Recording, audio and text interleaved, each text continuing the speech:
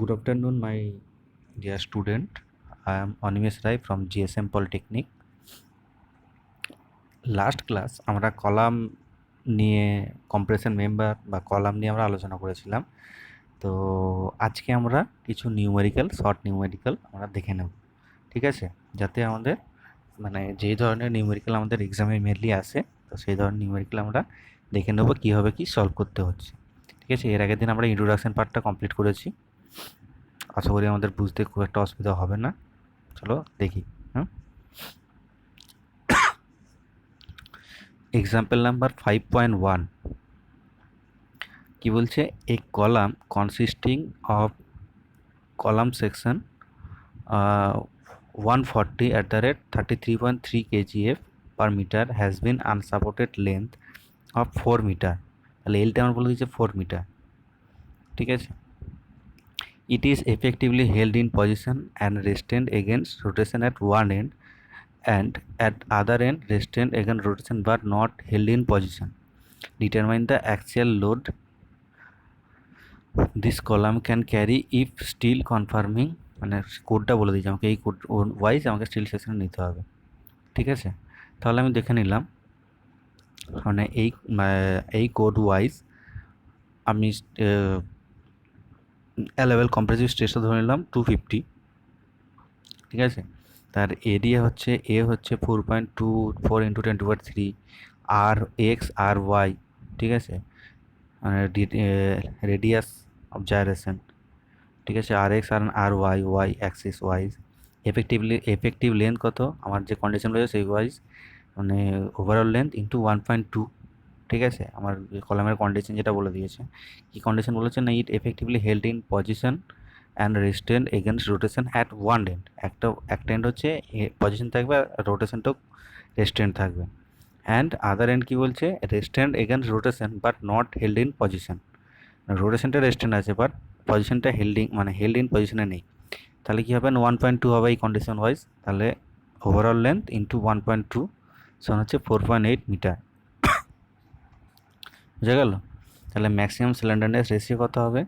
L by R minimum.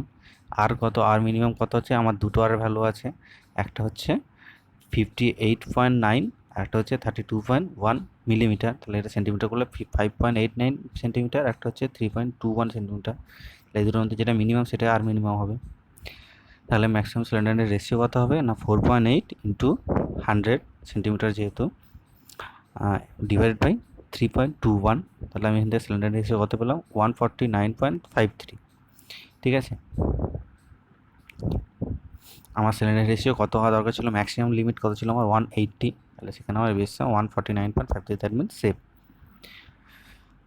ওকে, তাহলে আমি এখান থেকে ল্যামডাস ওয়ান হচ্ছে আমার 142 অ্যান্ড 150, ঠিক আছে? এখান থেকে করেসপন্ডিং আমি তাহলে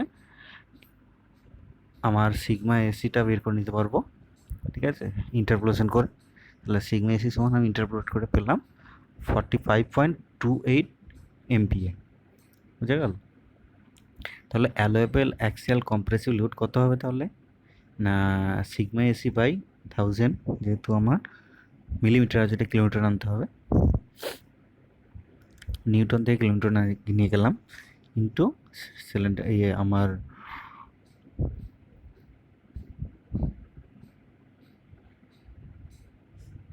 ইন্টু 4.24।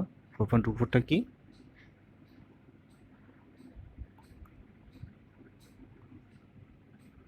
আমার এ। 4.24টা হচ্ছে আমার এ, ঠিক আছে? Area, net area into 10⁻³। তাহলে ওখান থেকে কত পেলাম? 91.987, ঠিক আছে? এই ধরনের ছোটো ছোটো নিউমেরিক্যাল থাকবে। আচ্ছা, আর একটা নিউমেরিক্যাল দেখে নিই। হ্যাঁ, এ single angle Strat ISA 50x50x6 of a roof truss is 1.06 meter long. It is connected by one rivet at each end. Determine the shape load this struct can carry, ঠিক আছে? তাহলে আমি টেবিল ফ্রম স্টিল টেবিল থেকে আমি কি ISA 50x50x6 যে সেকশনটা আছে সেই সেকশনটা আমি যে এইগুলো আছে সেগুলো লিখে নিলাম, ঠিক আছে? যে আমার স্পেসিফিকেশানগুলো আছে, এ হচ্ছে সমান নেট এফেক্টিভ এরিয়া, এ সমান হচ্ছে 5.68 সেন্টিমিটার স্কোয়ার, আর মিনিমাম হচ্ছে 0.96 সেন্টিমিটার, এফেক্টিভ লেন্থ সমান হচ্ছে 1.06 মিটার। ঠিক আছে, তাহলে ম্যাক্সিমাম সিলিন্ডার রেশিও কত পাই, 1.06 ইন্টু 100 ডিভাইড বাই 0.96 সমান হচ্ছে 110.42।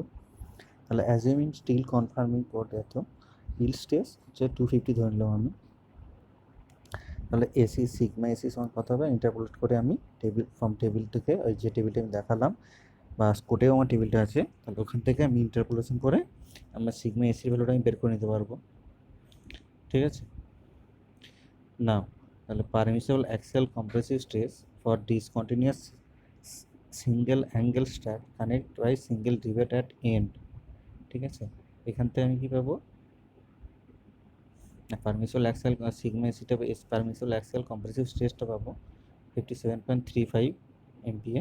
তাহলে পারমিসিবল অ্যাক্সিয়াল লোড কত হবে না, 57.35/1000, যেহেতু MPa থেকে আমি কিলোমিটার নিয়ে যাচ্ছি, into 5.68 A net effective area into 100, যেহেতু আমার সেন্টিমিটার আছে ওটা। ঠিক আছে, তাহলে কত করলাম আমি, 32.56। বুঝে গেল না? এই ধরনের আমার সব ছোটো ছোটো নিউমেরিক্যাল থাকে জেনারেলি। নাও এবার আমি একটা ডিজাইনে চলে আসি, এগুলো আমি আর দেখছি না। ঠিক আছে, এগুলো আশা করি তোমরা পারবে, এগুলো আর দেখছি না, এবার ডাইরেক্ট ডিজাইনে চলে আসি। ঠিক আছে, কি বলছে, ডিজাইনে কম্প্রেশন মেম্বার। একটা কম্প্রেশন ডিজাইন করতে গেলে আমার যে যে ক্রাইটেরিয়াগুলো লাগবে সেগুলো আমি আরেকবার রিমাইন্ড করে নেব, যদিও আমি এর আগের ক্লাসে সবই বলেছিলাম, তাও আজকে আবার রিমাইন্ড করে নেব। ঠিক আছে, কি ফার্স্ট ক্রাইটেরিয়া কি, assume some value of permissible compressive stress sigma AC and calculated the approximate cross sectional area required. ঠিক আছে, cross sectional area required A approx equals to axial compressive load divided by assumed permissible stress। ঠিক আছে, for single angle channel or I সেকশনের জন্য আমার লো load 80 MPa and for built up section heavy load 110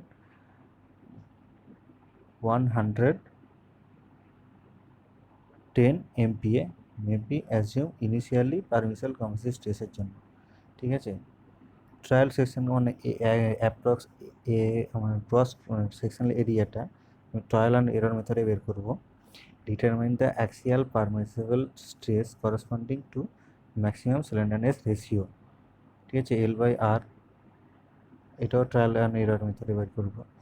calculate the safe load to be carried by a trial section by multiplying the actual permissible stress by the area of the trial section. বুঝে গেল? এগুলো আমার মোটামুটি দেখবো আমি। তো দেখো একটা আমি ডিজাইন দেখে নিই, তাহলে হয়তো আমাদের বুঝতে সুবিধা হবে।